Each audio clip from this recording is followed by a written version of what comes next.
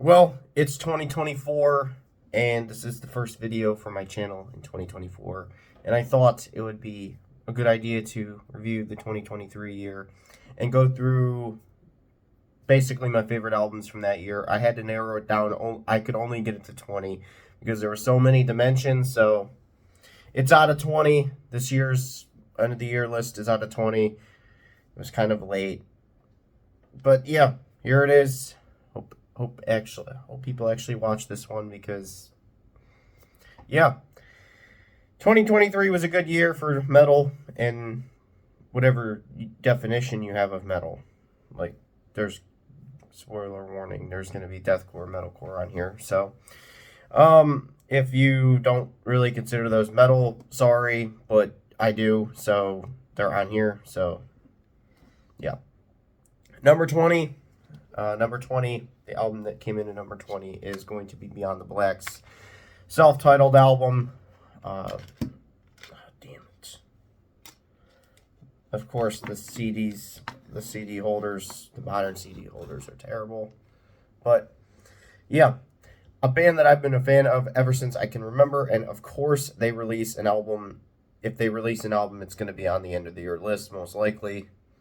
Their brand of symphonic metal is different from all the other bands in the genre, and which makes this album have that quality that their other albums have had in the past. Their first album was just magnificent, and just everything that they've done has been magnificent. But yeah, this album comes at number 20. I thought it would be a lot higher, but yeah, the other ones ahead of it are just so much more. Like there was some heavy hitters this year. Last year. Last year. The songs are perfect. The album flows perfectly and leaves me fulfilled.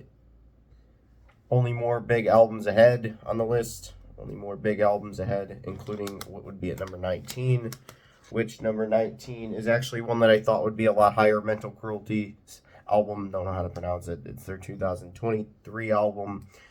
Impressed me when it came out and still does. This album falling this low shows how fucking great 2023 was for albums. Mental Cruelty went all in for this masterful album with Blackened Deathcore, which shows deathcore is evolving and morphing into something else. I also love the black metal that is on this album too. They have more of a black metal sound to their stuff.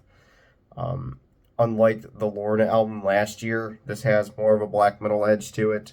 Lorna was basically just all black and deathcore. This has more black metal, like in the forefront of the album instead of just in the background. Honestly, a black and deathcore different sound for this, and not it comes in at number 19, which is kind of low for this. Number 18 is another one that people might kind of get mad at me for putting on this list for it not being like true metal, which is the Amity Affliction with Not Without My Ghosts. I thought it was going to be a lot higher on the list, but that just shows how strong the releases were in this year, for last year, 2023. A band I used to rock back in my emo phase. Yes, I had one of those, and one I still rock to this day. It's fantastic to see this one not drop this low, but be released. It's just such a great album. It's like their other releases in the lyrical content and sound, which makes it honestly the Amity Affliction. They never really stray from the formula. They never have to. It's basically just the same formula that they've done over the years, and it hits every time. So yeah. Number 17, one that I didn't think would make this list, and one that I just decided to listen to here and there and decided to throw in, which is Nervosa's Jailbreak. I don't have a copy of this one. Wish I did. Thrash was good this year. This is one of the albums that made it that way in 2023. The songs are crafted to pummel the shit out of you from beginning to end, which Jailbreak has no rest time. It has no downtime. It's basically just all pummel the shit out of you for however long the album goes on.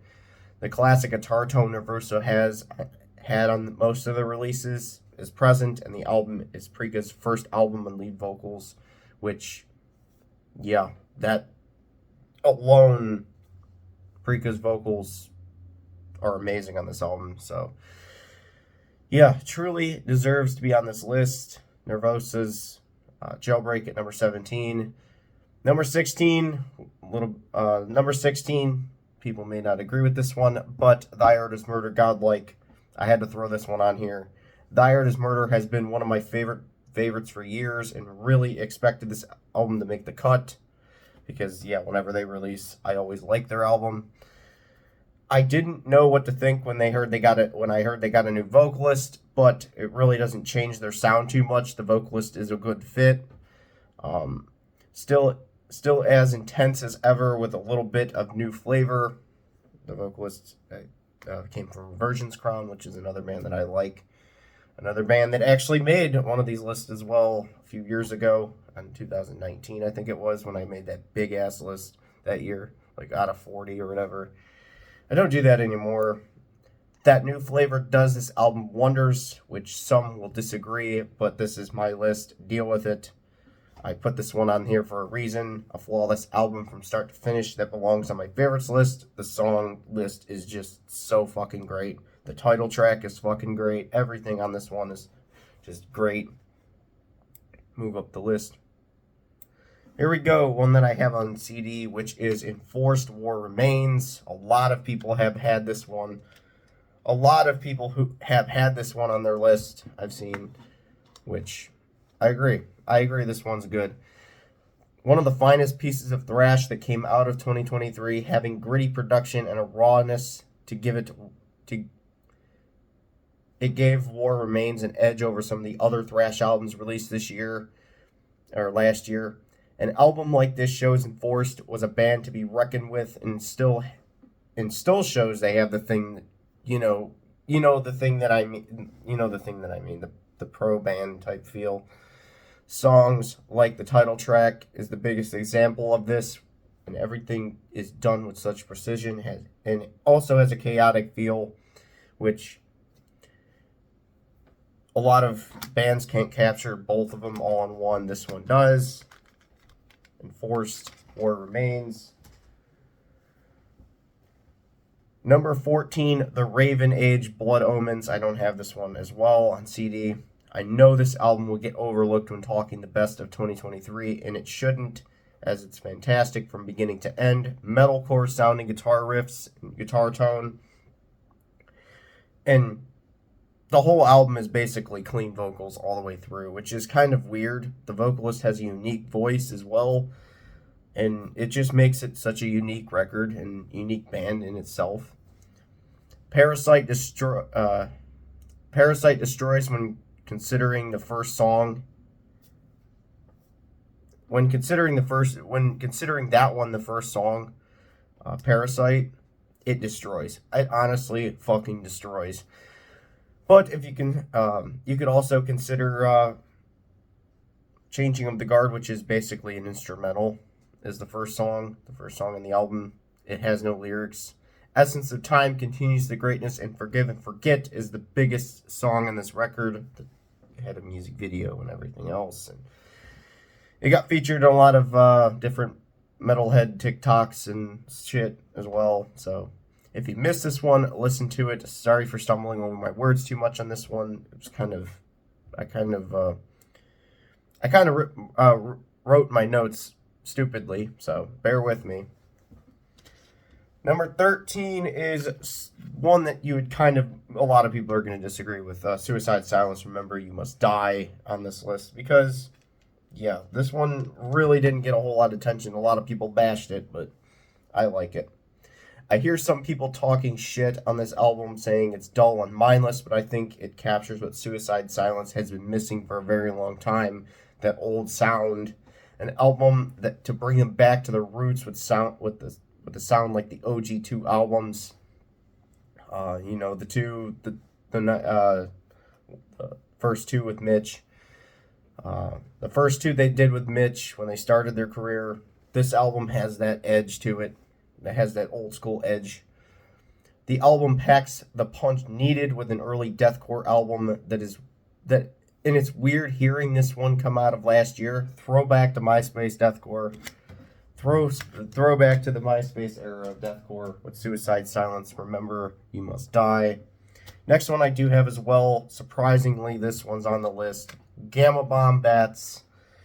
I know this one is going to be a little bit weird to be on a list too like this, but this album was a surprise making the end of the year list. But it's here because the quality work done on the release. The whole monster movie theme has this one standing out quite heavily. The sound of the album is thrashy as fuck, with the guitars ripping at high speeds throughout with crazy solos and old school thrash vocal style, kind of like the Anthrax Joey Belladonna style vocals.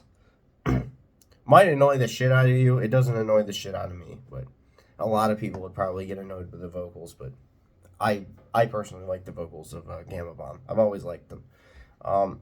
Biggest song here, in my opinion, was Secular Saw. Love that song and could listen to it for hours. Surprisingly, only coming in at 12. I thought it would be a lot higher, actually. Another one that I thought would be a lot higher is 11's Incantation, Unholy Deification.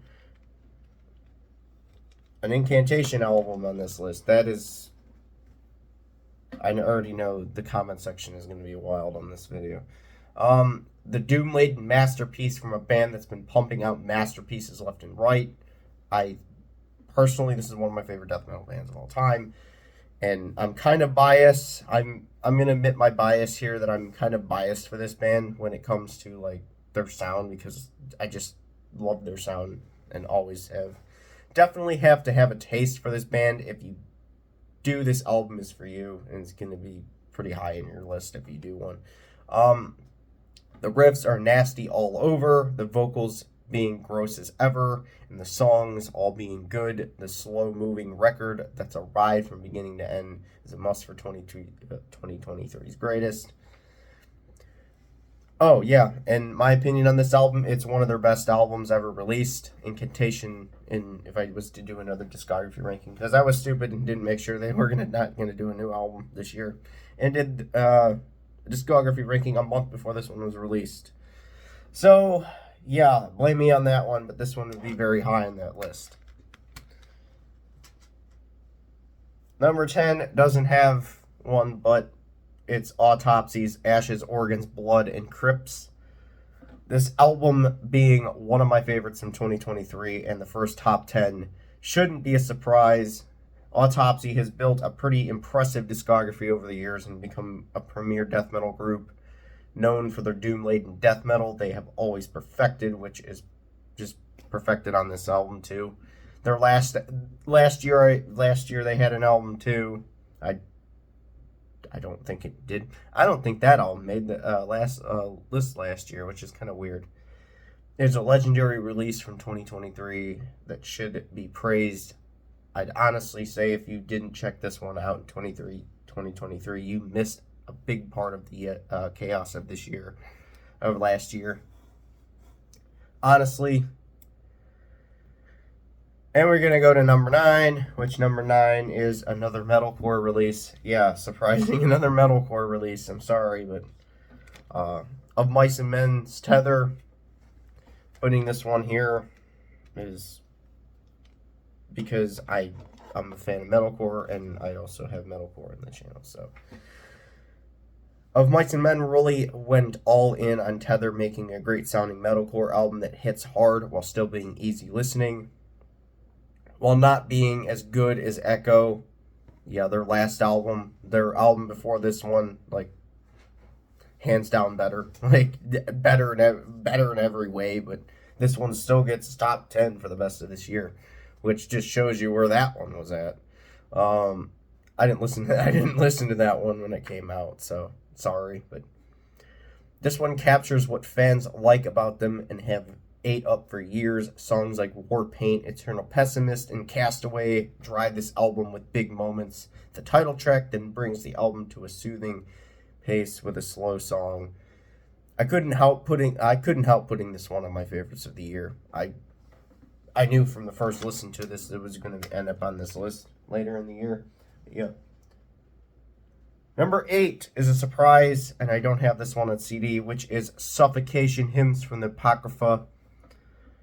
Honestly, an album I see a lot of other people put on their list for the best, and while I can agree with them, honestly, it deserves it. It deserves to be on, like, the best of the year list.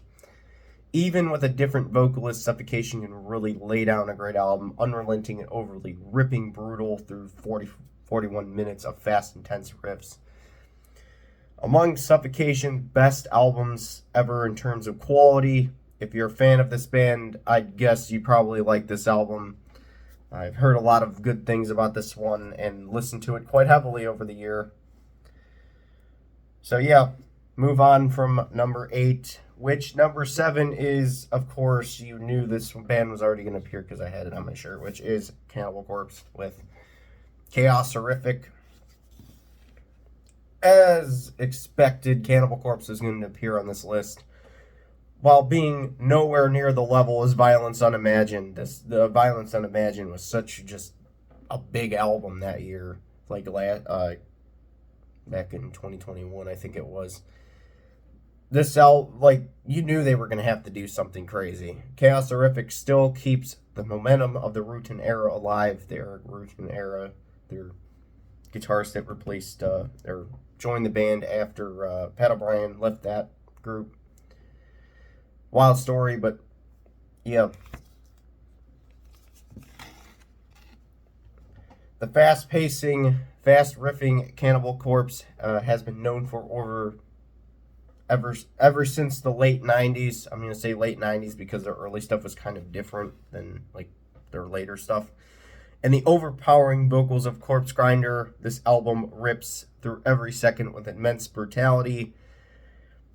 It would be wrong to leave this album off the end of the year list, and I'd be lying to myself if I didn't say this one was one of my favorites of the year. Like, yeah, Cannibal Corpse releases, it's gonna be on this list because yeah, I'm just biased towards it. Number 6. I've not seen too many people put this one on their list, which is Heavy Loads, Riders of the Ancient Storm. This album it's 40 years since their last album from 1983, which that just, and it's on this list. So 40 years since their last album in 1983, and they picked up right where they left off. The tone of the record screams early 80s.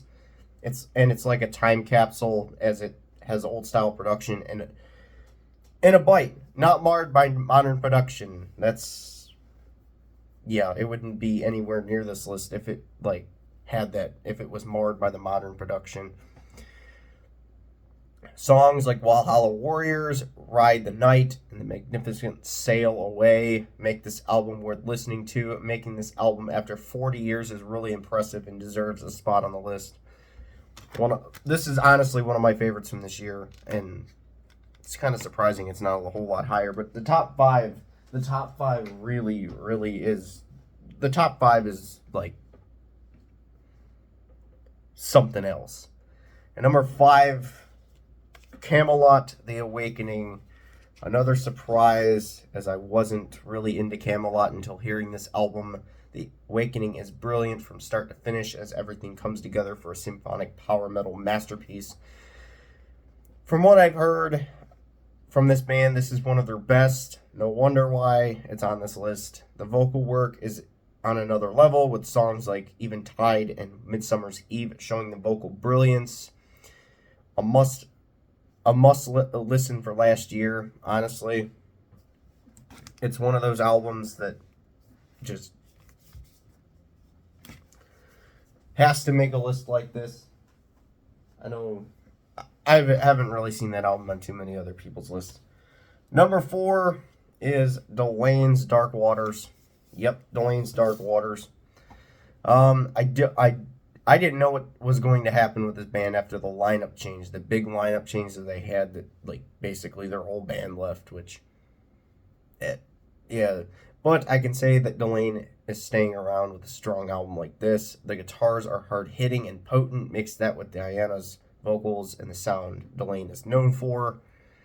You get a fresh sounding album, fresh sounding band, like a fresh sound to the band, honestly. Having the ferocity of a metal album and the soothing of a symphonic truly makes Dark Waters deserving of being here. It's just honestly great. Hideaway Paradise, a lot of good songs on here, and it's potent, honestly. The guitars are just more hard-hitting than they've ever been for this band. So number 3, another one I don't have, and I don't have the number 1 either, which kind of sucks, but yeah. Ovi Sulfur, The Burden of Faith. Yes, a deathcore record. This album goes so fucking hard, honestly. My favorite deathcore release from this year goes straight balls to the walls, all with the bludgeoning slams, brutal gutturals, and intense sound. Honestly, getting fully immersed in this album is definitely worth your time, worthy. And with the breakdowns hitting just as hard as the second time listening, like you could listen to this album the second time and the breakdowns would hit just as hard. The band has a fresh take on the deathcore formula, with clean vocals being inserted, leading to a fresh feel. Really, how could I not put this one on this list? I didn't expect it to be this high, but like re-listening to it was just. And well, we get number 2, which number 2, like any other year, this would be a number 1. And that is Dying Fetuses, Make Them Beg for Death. And you knew that this one was going to show up on the list. You didn't, like, honestly, this album, if this album isn't on your favorites, what the fuck did you hear? Honestly, what the fuck did you hear? This album, this is one of the most ferocious records of the year. Dying Fetus went all in on this 2023 masterpiece with riffs that melt your face off. I knew from the first time I put this album on, it would be on the top 10 of the year. It's at number 2, so there's still one that I consider that kind of like one that's like probably I consider in my top 20 released ever. But the themes are classic death metal as they dive into violence with non-stop carnage that packs a punch. The song that really left me dumbfounded was Undulating Carnage. That one part fucks so hard, honestly. This album goes so fucking hard, honestly. Then we go to number 1, which is Orbit Culture's Descent. No surprise when I reviewed Descent earlier on in the year, I said it had a big chance of being number 1. I blurted it out in the video that this was probably going to be the best of the year. And it is. The album blew me away from the first time hearing it, as it's bound to be considered a classic in the future. And hopefully, like, people actually do this album justice and they consider it a legendary record, because it sounds like it would be.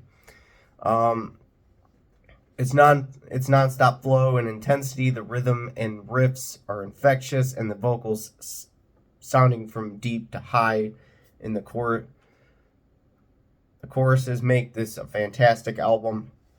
The mix of death metal and groove is a unique sound for a band, which drives this album even further. I didn't think their album before this was in the top 5 of that year, and I didn't think they could outdo that album because it was just so big, but I was proved wrong. I was absolutely proved wrong with this one. Orbit Culture's Descent is by far my favorite of last year's, and yeah. We wait till 2024 till albums drop and basically just listen to them and give my thoughts on them here. But until next time, I will see everyone whenever I upload again, which will be, I don't know when, but yeah. Peace.